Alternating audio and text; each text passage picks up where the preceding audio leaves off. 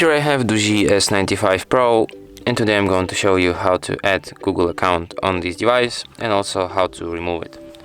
So firstly you have to open settings, then go to the accounts section, tap add account, then select Google.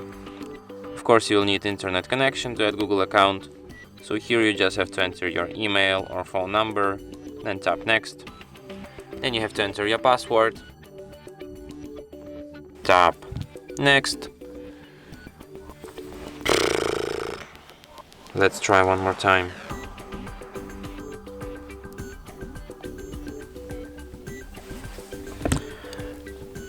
Okay, tap next. Then you have to agree with Google's terms of service and privacy policy.